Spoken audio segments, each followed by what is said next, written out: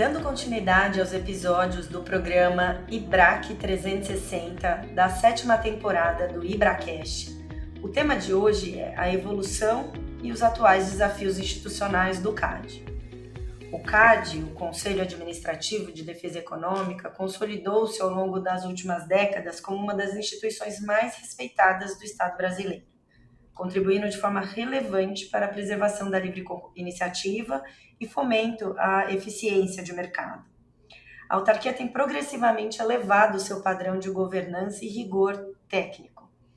Contudo, o cenário de 2026 impõe novas camadas de complexidade, inclusive em relação ao ritmo mais acelerado de assuntos que já estavam na pauta do CAD.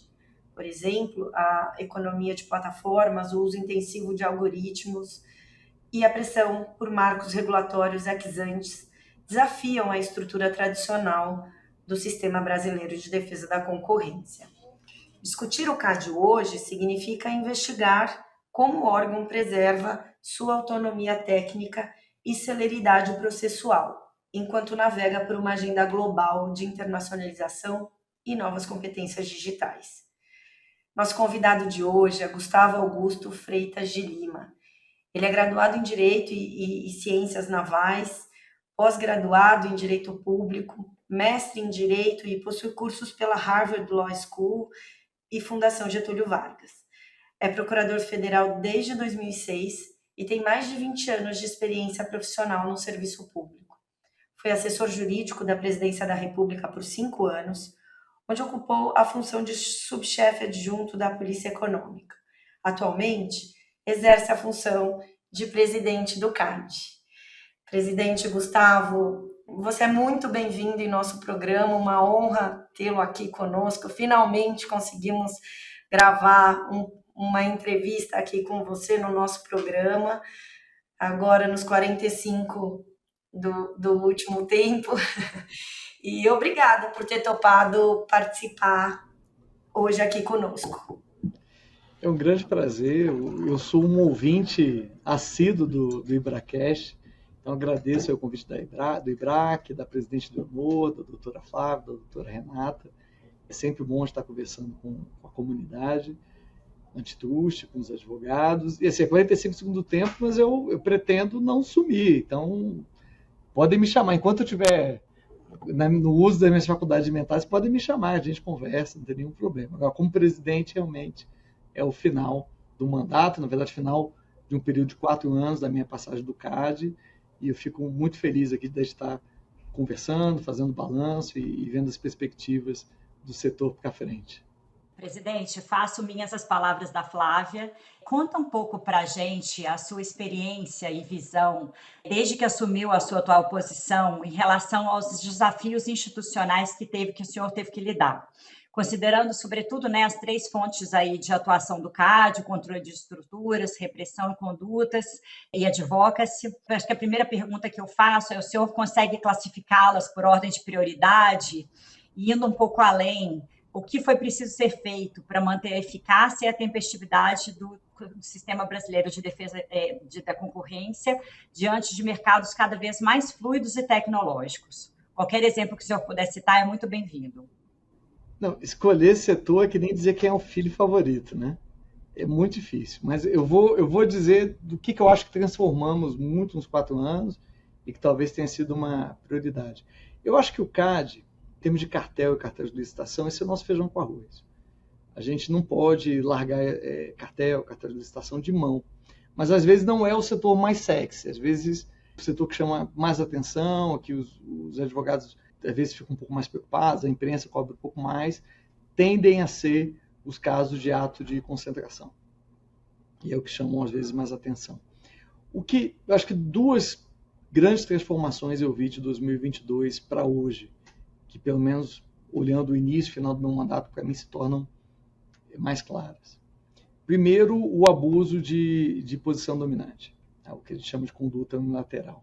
Em 2022, a gente estava ainda com o reflexo da observação da OCDE, em que achava que o CAD tinha poucos casos, né? A gente fechava muito caso por acordo, dos poucos, e sem deixar claro qual era a regra.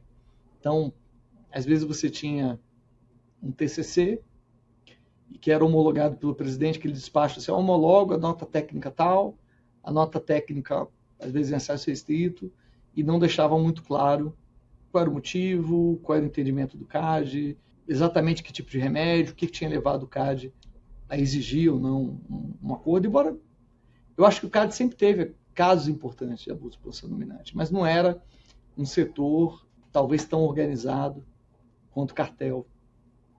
O cartel era, de fato, algo muito presente.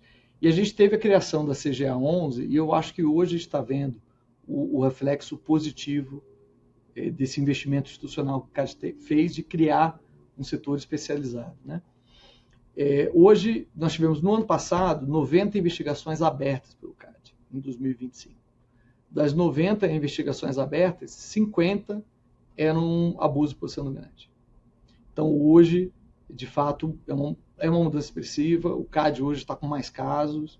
O CAD hoje tem tido uma preocupação, mesmo quando faz acordo. Eu acho que o acordo é positivo, mas em tentar explicar as suas razões, explicar qual é a regra, tentar ser mais claro no que está pensando. Eu acho que nós estamos sofisticando muito a nossa análise das chamadas condutas unilaterais e agora culminando no próximo passo, que é a elaboração do guia. Nós já tínhamos o manual e agora, muito recentemente, estamos começando o trabalho do guia de abuso de posição dominante, que a gente imagina que vai ficar pronto aí, possivelmente, nos próximos 2 anos.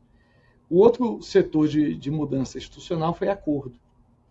Então, em 2022, quando eu entrei no CAD, era um momento de preocupação com os acordos. Havia aquela percepção que as leniências estavam acabando, nós tínhamos ali a Operação Lava Jato com vários questionamentos judiciais, os acordos feitos pelo CAD, uma preocupação se seriam mantidos ou não, se seriam anulados judicialmente, e até uma posição, acho que institucional do CAD, muito refratária sobre acordos, e me parece que na época, muito por uma discussão de dosimetria. Então, quando eu entrei no CAD, é uma discussão que hoje parece que está superada. Vamos ver. Mas havia uma discussão muito intensa sobre dosimetria de pena, sobre a questão da vantagem oferida, se devia ou não ser um parâmetro, da base de cálculo, como é que se aplicava a multa à pessoa física. E eu acho que os últimos 4 anos foi um momento de pacificação, né? E essa pacificação da dosimetria é o que facilita o acordo. É muito difícil a gente fechar uma conciliação se a empresa não consegue pesar qual é a multa que ela vai sofrer e quanto que ela vai pagar num acordo. Se o valor da dosimetria da pena é muito imprevisível, extremamente difícil que um acordo seja bem sucedido. E eu acho que a gente conseguiu, nesses últimos 4 anos, pacificar essa questão. O número de acordos no ano passado foi o maior da série histórica, não em valor financeiro, porque realmente os acordos da Lava Jato foram maiores, mas em número de acordos, a gente fechou mais de 70 TC6, 2 leniências, atualizamos o nosso guia de leniência. Então, de fato, na questão do acordo, a gente tem visto grande sucesso, acordos significativos, né? Tivemos acordo da Apple App Store, acordo do Gympass, atual Hub, acordo com o Google Android, os conselhos federais de odontologia, de medicina. Então, muita coisa positiva. Interessante escutar tudo que aconteceu, né, nesses 4 anos, ou 3 anos e 11 meses, para ser mais preciso, e ver o quanto o CAD vai mudando, né, e é realmente uma área muito, muito dinâmica.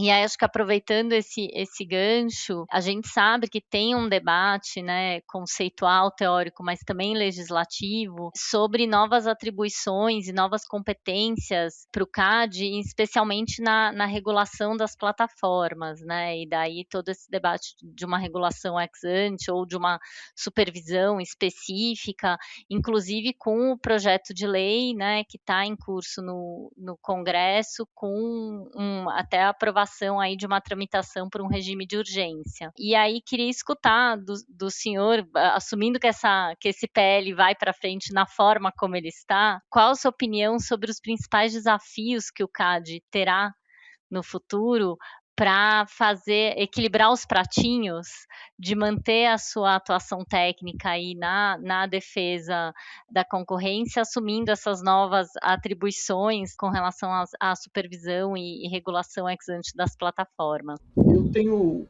para mim, uma visão muito clara que o CAD é um órgão de cumprimento de política pública e não é um órgão elaborador de política pública. Então, nós temos que separar essas funções. A política pública, ela precisa ser desenhada, ela precisa ser defendida e apresentada por quem ganhou a eleição. Então, quem ganha a eleição tem a prerrogativa de dizer qual é a agenda, ele vai negociar com o legislativo, e isso vai virar uma lei, e cabe ao CAD cumprir.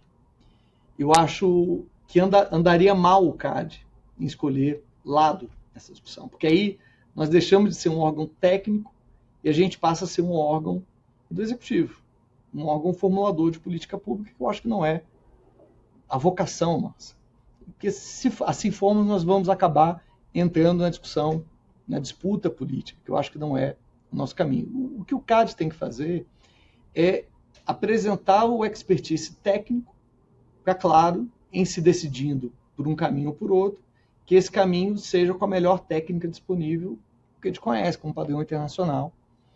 Mas não acho que o CAD deva ter um protagonismo, seja de passar projeto de lei, ou seja de não se opor ao projeto de lei. Que eu acho que, quando consultados, devemos, eventualmente, esclarecer as consequências de cada modelo. Dito isso, assim, a agenda digital ela já é uma realidade. Então, com o novo projeto de lei, sem novo projeto de lei, ela é uma realidade das agências de trust. O Brasil é um grande consumidor de tecnologia. Nós não somos um produtor de primeira mão em tecnologia inovadora, a parte de TI, mas somos um grande utilizador no mercado secundário das tecnologias desenvolvidas. Então, muitas das tecnologias que hoje está sendo feitas nos Estados Unidos, na China, particularmente, elas estão sendo adotadas em soluções locais por empresas brasileiras, por negócios brasileiros, e esse é o viés que a gente tem que examinar. Então, não me parece que a gente será o primeiro regulador do mercado digital, mas a gente tem que estar preocupado com os efeitos que o mercado digital, que a economia digital vão ter no mercado brasileiro. Dito isso, sim, tem uma preocupação se o fato do CAD virar uma agência de regulação seria algo muito diferente do que a gente faz. Qualquer agência independente, ela costuma ter 3 grandes funções. É uma função da adjudicação, que é a função da disputa, que é o que o tribunal faz, que é entregar o direito. Mas ela sempre tem também, dentro do seu papel, o papel do advocacy, que é o papel de tentar auxiliar os formuladores e o mercado e usar o seu poder mais leve de convencimento para explicar sobre boas práticas, mas também o seu papel regulatório. Então, mesmo, embora o CAD formalmente não seja um órgão de regulação, porque não temos essas resoluções que são cumpridas pelo mercado como um todo, quando a gente decide um abuso de posição dominante, a gente diz, olha, como dissemos, você tem que ter limites para o seu contrato de exclusividade. Você não pode ter contrato de exclusividade para o mercado como um todo. Você está regulando. Isso é uma regulação. Talvez não seja uma regulação no sentido formal, porque você não tem o processo legislativo interno. Mas o julgamento do caso, quando você passa para o setor, eu não tenho nenhuma dúvida que o efeito prático é o efeito de uma norma que passa muito do caso concreto, porque as outras empresas vão observar aquilo ali como um padrão de comportamento. O que o CAD vai ter que se adaptar em se passando do projeto de lei é criar esse processo legislativo interno, ou seja, uma questão procedimental. Como é que essas normas serão criadas? Isso vai exigir coisas que nós estamos fazendo já. Audiência pública, consulta pública. De certa forma, a gente faz isso um pouco com os guias, com as resoluções, e a gente vai ter que fazer isso com setores mais amplos. Mas não acho que seja uma coisa muito diferente do que a gente tem. Talvez o grande desafio é separar a regulação de investigação, porque há uma tentação muito grande de uma investigação que às vezes não tem prova, então vou resolver por regulação. E eu acho que essa não deve ser a lógica. A regulação ela tem que ter uma lógica de busca de eficiência e busca de segurança jurídica. Ela não pode ter uma lógica de usar a regulação para ganhar os casos que não conseguir prova.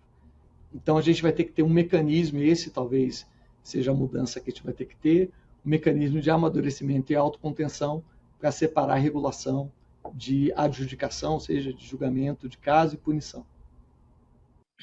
Muito bom, presidente. Agora eu tenho uma pergunta aqui, até mais pensando nesse momento aí em que você ocupa o cargo de presidente, né? Porque não é de hoje que o CAD ele vem se destacando em fóruns internacionais e tem garantido uma presença em organismos internacionais de muita relevância. E aqui eu menciono a OCDE, os BRICS, além de coordenar o anuário do Mercosul. Então, na sua visão, o CAD tende a ter mais familiaridade, né, com precedentes norte-americanos e europeus nas decisões do tribunal, em detrimento de jurisdições emergentes ou do próprio bloco sul-americano? Queria te ouvir um pouco sobre isso e também como que o senhor avalia o atual estágio da política concorrencial brasileira no equilíbrio entre a necessária harmonização internacional e a preservação de uma autonomia regulatória que respeite as assimetrias e especificidades da nossa jurisdição. O CAD tem um protagonismo internacional que realmente não começou agora. O presidente Cordeiro, o presidente Barreto, na época, na presidência dos dois, mas um processo até de antes, tiveram uma preocupação muito grande em integrar o CAD nos principais fóruns. Então, é o que a gente costuma falar, o Brasil não é membro da OCDE, mas o CAD é associado ao Comitê de Concorrência. A gente tem uma atuação junto à UNCTAD e à ONU, também muito significativa. Temos uma questão de ajuda a treinamento de países lusófonos. Então, eu mesmo estive em Cabo Verde dando treinamento, outros conselheiros, outros membros do CAD costumam ir nos países africanos que falam português, ou nos outros países de língua portuguesa, como Timor-Leste, e auxiliar em treinamentos. O Brasil é membro do Steering Group, ou seja, do grupo de direção do ICN, que é a maior rede de autoridades antitruste do mundo. Eu mesmo já tive em várias reuniões, a gente tem mantido essa atuação. O Brasil tem uma atuação grande, destaque. Agora, vamos ver se vai confirmar, mas aparentemente a gente vai ser o co-chair, ou seja, a gente vai assumir um trabalho de coordenação no grupo de advocacia pública, mas o Brasil sempre tem tido um grande protagonismo nisso. E eu acho que a gente ganha muito, e isso é um reflexo também da qualidade do nosso trabalho. Eu acho que, por mais esforço que talvez os presidentes do CAD tivessem nesse trabalho de representação, se o trabalho técnico nosso não tivesse um padrão de qualidade global, nós não estaríamos com esse protagonismo. E eu fico muito feliz da gente ter conseguido no ano passado 4,5 estrelas. Acho que se alguém perguntar qual foi a coisa que me deixou mais feliz no meu mandato, foi o ranking do GCR, primeira vez na nossa história, a gente estando entre as 6 maiores agências do mundo, o E-Notifica sendo objeto de premiação internacional, o CAD mantendo um dos lugares mais incríveis para trabalhar, quer dizer, cada vez com uma pontuação melhor no ranking. Então, a gente tem tido um destaque que eu acho que é parte do esforço que a gente faz de ser um membro atuante desses fóruns, parte é um reconhecimento da qualidade que a gente está falando. A gente fala de jurisprudência latino-americana, foi a pergunta, a gente segue mais o quê? Eu acho que é natural que a gente olhe para a jurisprudência norte-americana, para a jurisprudência europeia, como uma referência. Não quer dizer que a gente vai copiar, mas eu acho que também o CAD não pode ter uma coisa tão diferente assim, porque as empresas atuam nesse mercado. E muitas das empresas que estão atuando no Brasil têm sede no mercado americano, têm sede no mercado europeu, e, portanto, é natural que elas cobrem da gente um padrão de atuação similar das autoridades desse país. E, portanto, é importante que o CAD esteja acompanhando as discussões. Mais recentemente, nós estamos expandindo isso, por exemplo, para a China, para a Rússia. São países que têm uma tradição jurídica um pouco diferente da nossa. É que eu sempre falo, o Brasil é um país de bacharéis em direito, a China é um país de engenheiros. É outra lógica, uma lógica muito pragmática. Tem uma dificuldade da gente conseguir incorporar, mas me parece que é uma tendência atual dentro do BRICS, a gente tentar ter parcerias e entender o que está acontecendo na África do Sul, na Rússia, na China, no Egito. Dentro da América Latina, nós temos tido uma cooperação extremamente positiva dentro da própria OCDE. Então, a OCDE tem um fórum, que é o Fórum da América Latina, que ela faz com países que não são membros da OCDE. Não sei se todo mundo sabe, o Brasil paga a realização desse fórum. Nós somos o único país latino-americano que coloca dinheiro para o fórum ser realizado, além da nossa contribuição ao OCDE. Então, a gente dá o suporte, a gente é sempre um grande entusiasta, e estamos aí com um centro de treinamento no Peru, que a gente costuma mandar também um apoio ao treinamento das autoridades da América Latina. Mas eu acho que no âmbito da América Latina, nossa atuação é mais de cooperação. Porque, de modo geral, enquanto nos Estados Unidos e na Europa, a gente tenta mais saber o que está acontecendo, entender o que está acontecendo e adaptar no que for pertinente, e a gente tem que considerar que a nossa legislação é própria, né? O Sherman Act não está em vigor no Brasil. O Tratado de Funcionamento da União Europeia não está em vigor no Brasil. Em vigor no Brasil está 12.529. Esse é o nosso parâmetro. Mas, claro que a gente se inspira. Agora, na América Latina, a nossa atuação acho que é mais de cooperação direta. Então, por exemplo, quando nós tivemos aqui o caso da Ambev com a Heineken, os contratos de exclusividade, ao mesmo tempo esse caso estava acontecendo no Uruguai, estava acontecendo na Argentina. E nós conversamos muito com as autoridades. Especificamente nesse caso, o Uruguai colheu muitas informações nossas e discutimos muito esses casos.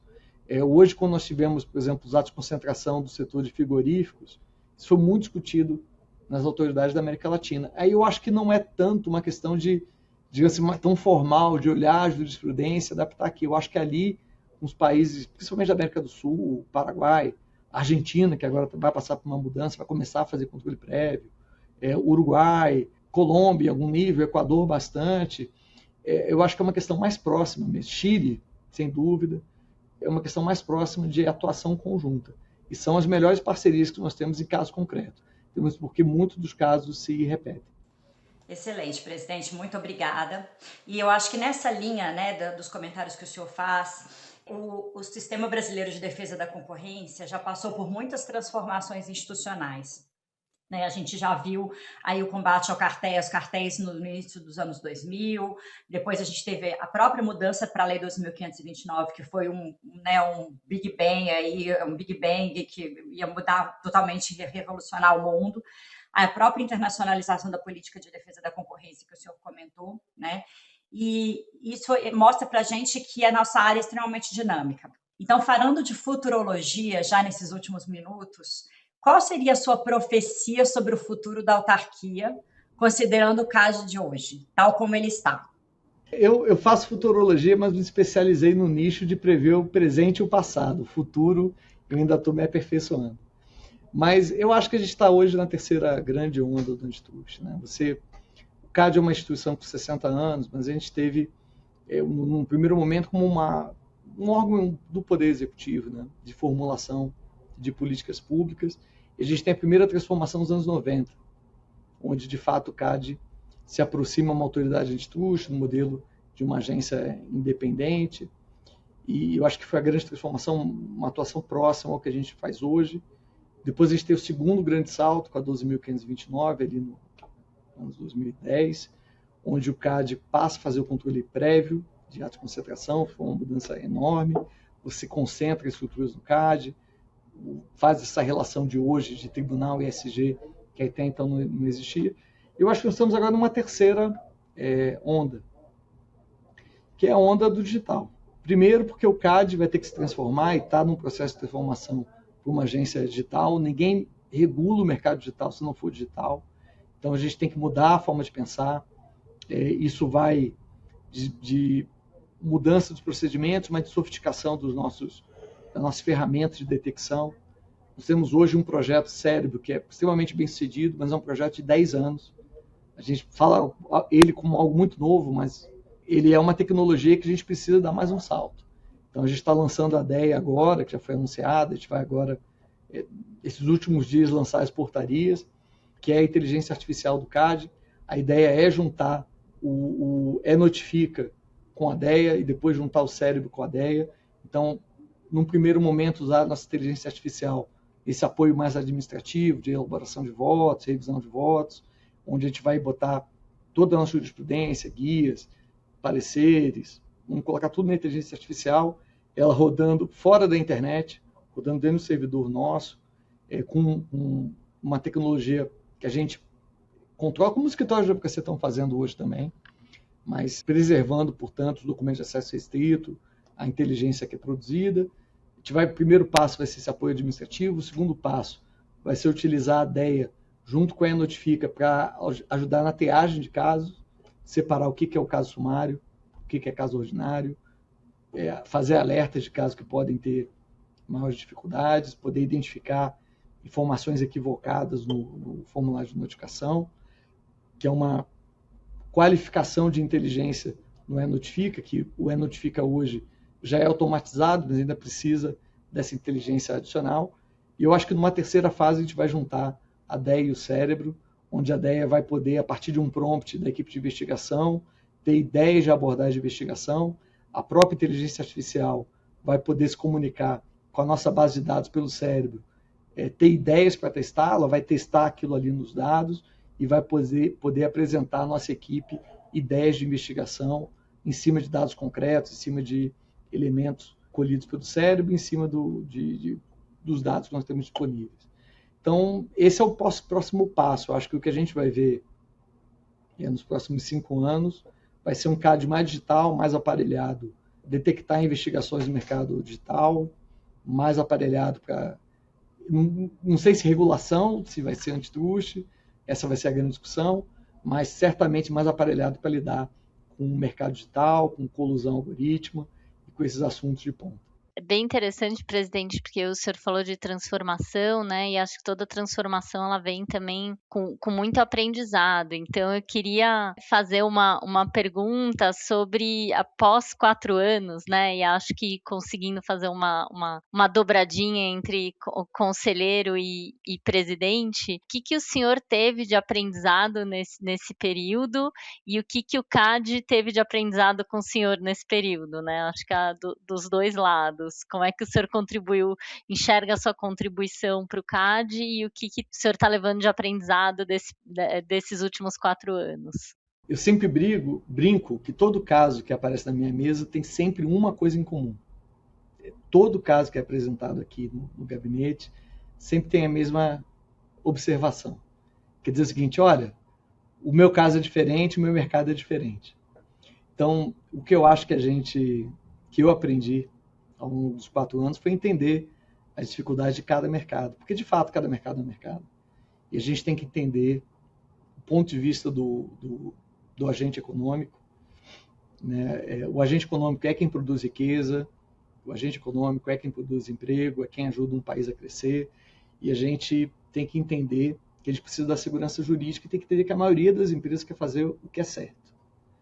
Hoje eu tenho as exceções, e aí as exceções a gente tem que tratar com rigor da lei e paciência, mas a gente percebe que às vezes tem as dificuldades inerentes no modelo de negócios, às vezes a gente tem uma economia complexa, às vezes as empresas também não dominam tudo o que está acontecendo dentro da própria empresa. Quantas vezes eu já recebi aqui um CEO que quando a gente começa a explicar os fatos do caso, ele mesmo não tinha percepção do que estava acontecendo. Não vou aqui citar empresas específicas, mas várias em conduta. E a gente percebe isso com os TCCs, né? Tanto isso é reforçado que as empresas, quando percebem as evidências de uma infração, a grande maioria tenta corrigir por TCC. Então, acho que o meu aprendizado foi entender um pouco mais, talvez, da dificuldade do mercado, as dores do empresário. A gente sabe que a gente tem que proteger o consumidor, mas a gente tem que ter um pouco de paciência para entender e, às vezes, ser claro e tentar dar uma segurança jurídica maior. Agora, se eu ensinei algo para o CAD, é uma boa pergunta. Eu acho que eu tive algumas teses que pareceram ousadas num primeiro momento, talvez tenham tirado de um ponto de segurança, né? De conforto, acho que ponto de conforto e que despertaram questões que hoje a gente naturalizou. Então, por exemplo, a questão da multa de pessoas físicas, que nós não tínhamos um parâmetro claro, e CAD começou a utilizar o conceito de habilidade de pagamento, um conceito novo, que hoje, praticamente todo caso já é uma constante. Várias teses de conduta unilateral, o CAD era muito conservador em condutas unilaterais, em determinados casos de patente, para PSPs, e a gente vê que... E aí eu acho que não sou só eu acho que é o tribunal. Isso é um coletivo, cada composição tem a sua característica, tem a sua personalidade, e eu acho que eu pelo menos vi 2 composições no meu mandato, mas 2 que tinham muita autenticidade nas suas decisões, e eu acho que cada uma deixou um pouco de mudança. Então a gente viu a decisão de patentes essenciais do tribunal virar uma referência no mundo. O Brasil foi chamado em diversos países como uma referência, onde a gente falou que é um tema antitruste. A discussão do Catena X foi uma discussão que, num primeiro momento, o próprio tribunal disse: poxa, mas a gente vai colocar remédio em joint venture, que estava em rito sumário, e hoje a gente já está discutindo, na sequência discutiu o Sustain IT, e hoje a gente está discutindo com muita frequência troca de informação sensível, colaboração e cooperação entre concorrentes. Ou seja, foram temas que acabaram sendo internalizados. As condutas exploratórias, que tinham medo no CAD ao tratar de abuso de posição dominante, falar em conduta exploratória, e era um tabu, aí você tinha que dar 1000 cambalhotas para dizer que não era conduta exploratória, era exclusionária. E eu acho que hoje o tribunal mais maduro, são 2 faces da mesma conduta. Nossa lei não faz essa distinção. No fundo, o que você tem que ver é quais são as teorias do dano. Então, essa formalidade de se é exploratório, se é exclusionário, isso é uma construção doutrinária que não tem amparo legal. Toda conduta exploratória, se levada ao limite, vira exclusionária. Toda conduta exclusionária também permite a exploração. Então, não tem essa distinção, é mais acadêmica do que prática.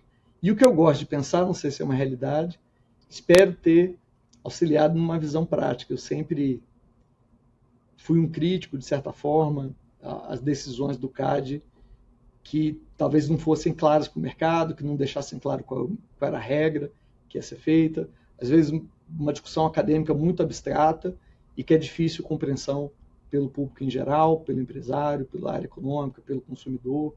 Então, eu sempre tive essa preocupação em tentar traduzir o que a gente está falando, em tentar conversar com a imprensa.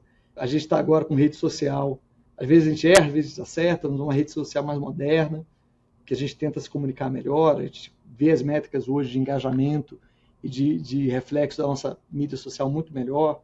Uma comunicação mais franca com a imprensa, que obviamente resulta nesse papel nosso que é o papel do advocacy, da advocacia da concorrência, que a gente vai aos pouquinhos mudando a sociedade, mudando a percepção da sociedade com uma comunicação mais simples, mais direta, com regras mais claras e tentando prover segurança jurídica.